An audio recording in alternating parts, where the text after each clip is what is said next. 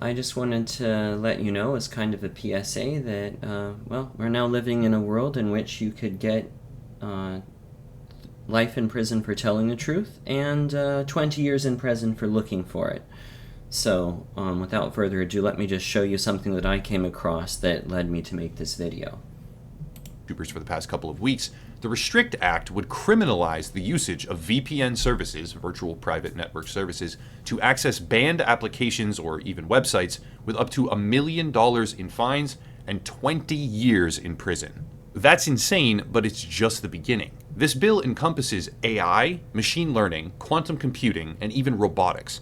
It expands all the way to special interest influence and even attempts to nullify freedom of information requests. It's a long document, but I do have to read just a couple of paragraphs for everyone to get the full picture. Quote, "No person may engage in any transaction or take any other action with intent to evade the provisions of this act or any regulation, order, direction, mitigation measure, prohibition, or other authorization or directive issued thereunder." End quote. Yeah, that's pretty far-reaching. How about this one? Quote, "No person may engage in any conduct prohibited by or contrary to or refrain from engaging in any conduct required by any regulation, order, direction, mitigation measure, prohibition, or other authorization or directive issued under this act." More language to completely control what you can and cannot see. Here's Okay, so as you could probably glean from that, this incredibly Orwellian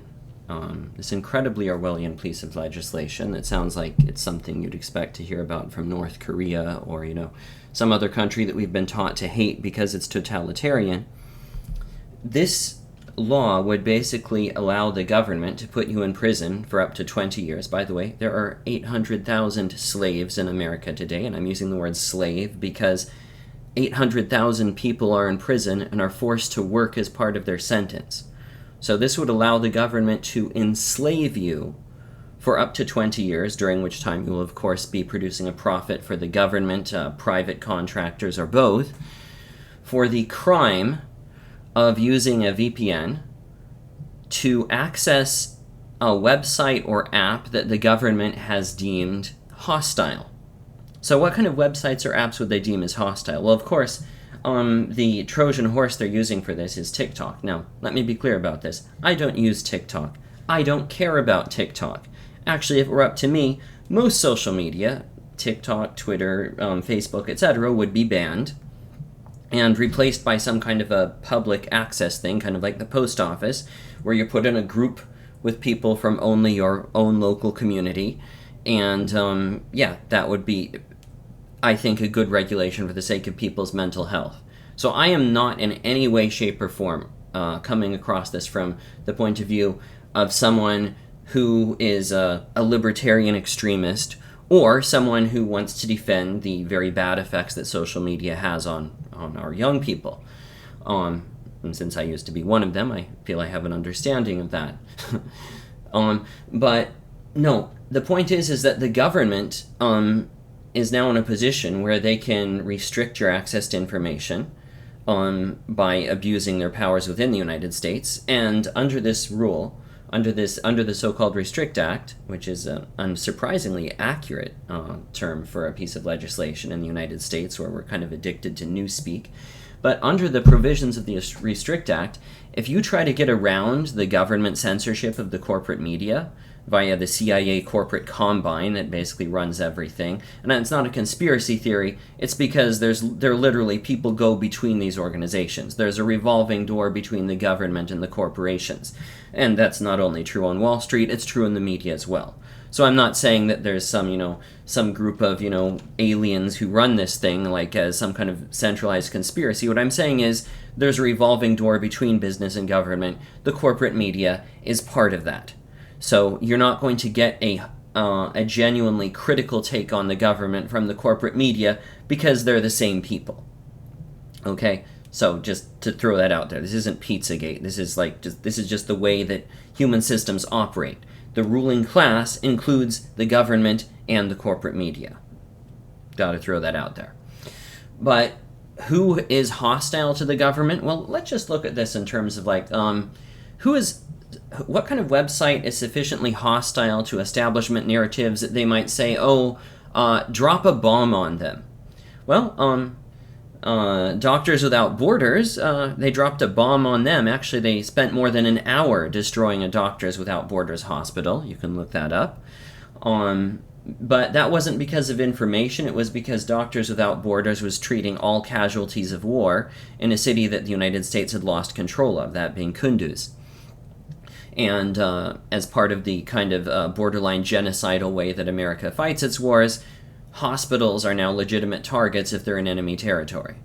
But, I mean, they don't officially admit that, but you don't spend more than an hour blowing up a hospital by accident. That's nonsense.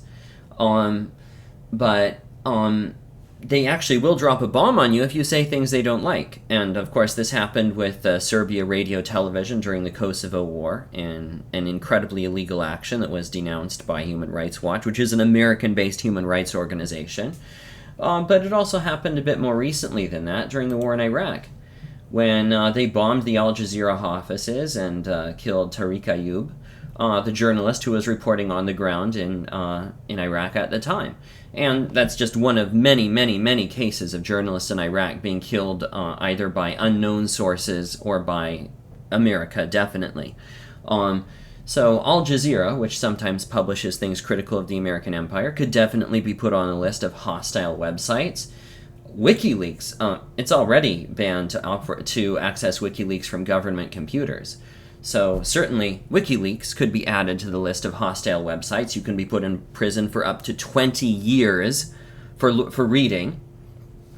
RT, Russian website, yes, it is affiliated with the Russian government. It's basically the Russian equivalent to the BBC, but they will publish reports, like, for example, this one by Scott Ritter, talking about very real problems that have happened in the United States.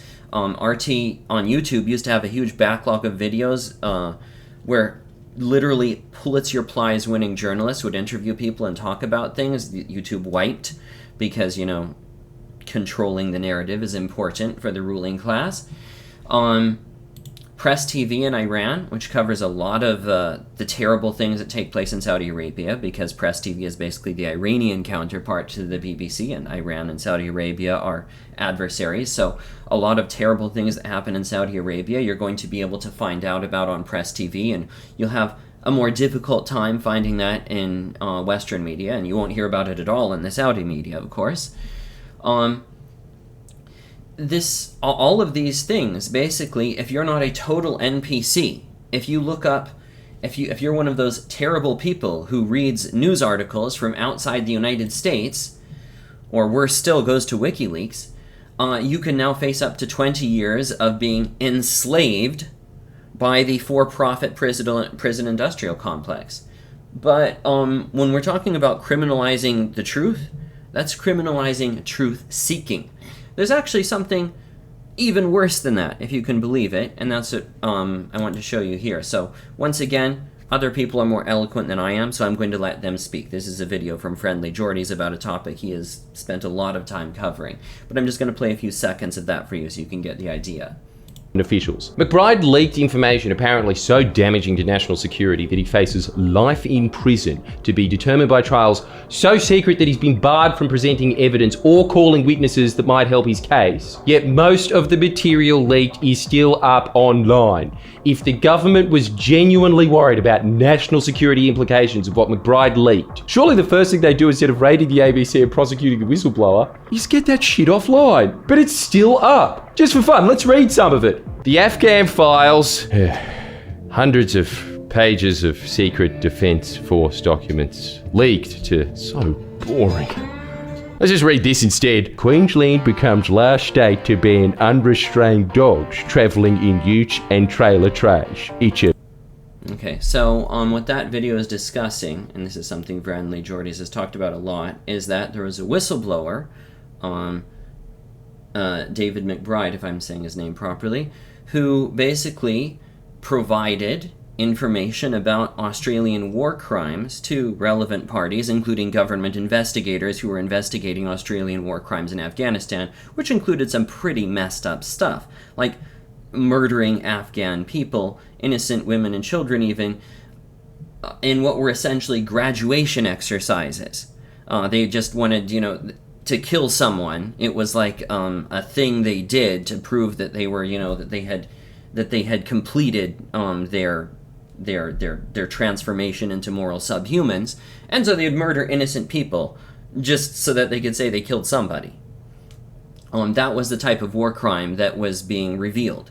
And then Mr. McBride is now facing life in prison in a trial that literally didn't happen because he was banned from calling witnesses or introducing evidence in a Star Chambers type secret tribunal where the defense literally did not have the right to defend itself. Now that's not the United States, that's Australia, but you can see how these things are operating. In one English-speaking country, telling the truth is now punishable by life in prison without you even being given the opportunity to defend yourself in court. In another English-speaking country, a closely allied English-speaking country, they're talking about a law to make it illegal to look for the truth on websites they don't control. This is not about TikTok. I despise TikTok. Let me be clear about that. I don't even like YouTube Shorts. Okay? This is about the government wanting to turn all of you into total NPCs who are afraid to even look for the truth. So if you value your autonomy, not as a dissident or a leftist or a libertarian or, whatever, but just as a human being capable of being interested in the truth, you need to do everything you can to stop this, as Upper Echelon puts it, this Trojan horse called the RESTRICT Act, which is literally an effort to make it illegal to look for the truth on websites that aren't controlled by the United States government. If you're okay with that, you should just, you can just neutralize, you can just turn off your brain forever. You can just give up being a human being. Because one of the characteristics that makes human beings different from ants is that we seek and investigate the truth even when it is not directly beneficial to our regime. Okay? You've given up on humanity if you're okay with this. And without going into, any further rant, I'm going to cut it there. But anyhow, all of you, peace, God bless, and I hope that we can retain our humanity going forward. Have a great day.